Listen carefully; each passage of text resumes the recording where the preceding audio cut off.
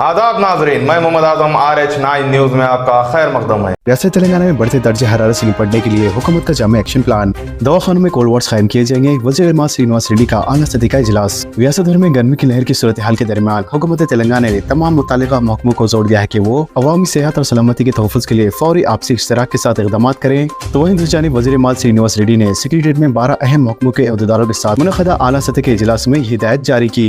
लिहाजा ये इजलास महकमे मौसमियात के इस अलर्ट के बाद मुनक़द किया गया था, जिसमें जून के महीने तक तेलंगाना में आज़म तरीन दर्जे हरारत में इजाफे की पेशकशी की गई थी।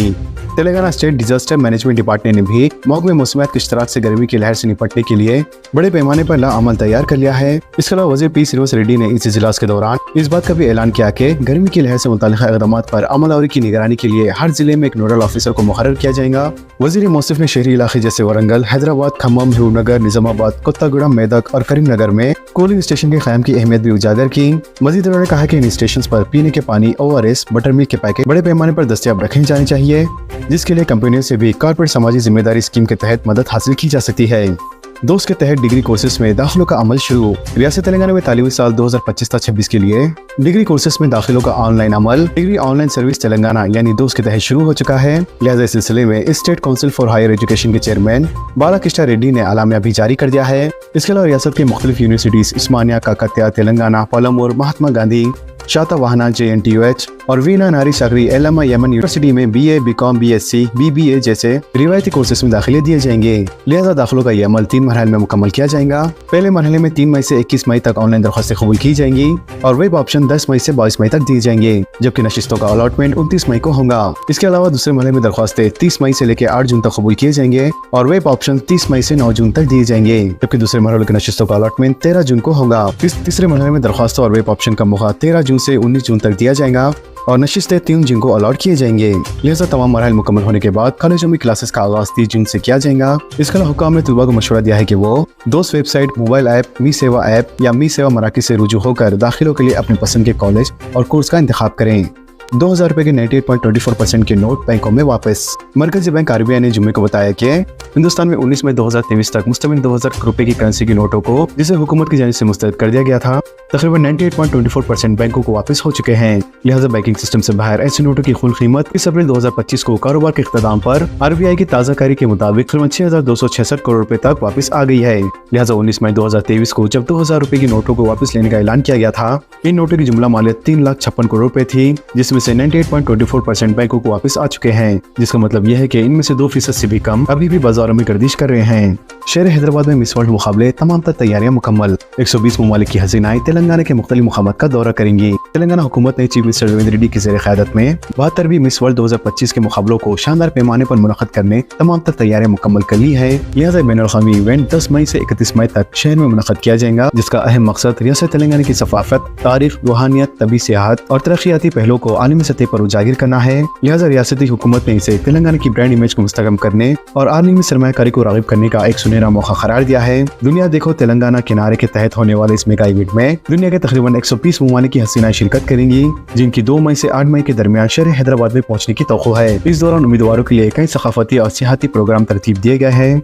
हैदराबाद पुलिस स्टेशन का 8 मई को इफ्तिताह। शहर हैदराबाद और उसके आसपास के इलाकों में गैर कानूनी तामीरात को मुनहदम करने और झीलों, पार्कों और सरकारी अराज़ी की हिफाजत को यकीनी बनाने के लिए तशरीह शुदा हैदराबाद को रियासती हुकूमत ने मज़ीद और इख्तियारात फराहम किए हैं और इसी के तहत हैदराबाद पुलिस स्टेशन कायम करने का फैसला किया गया है।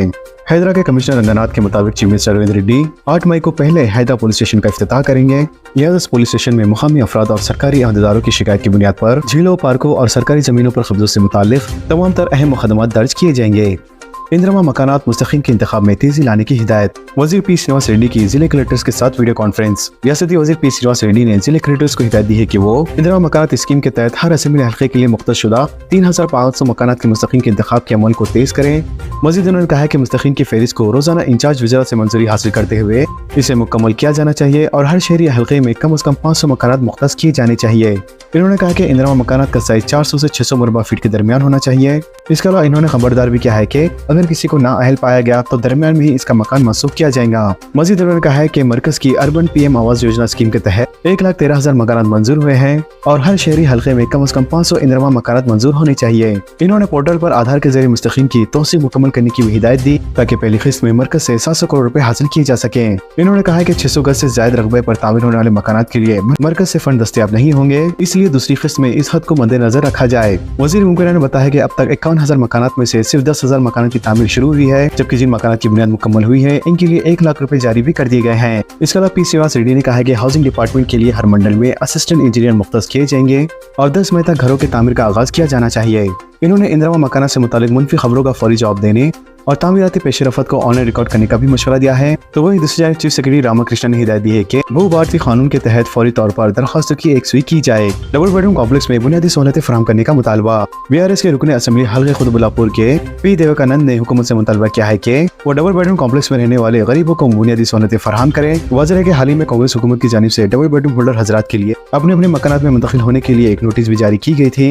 लिहाजा इसी चीज के पेश नजर BRS के रुकने असम्बली ने हुकूमत से पहले बुनियादी सहूलतें फराहम करने का मुतालबा किया है।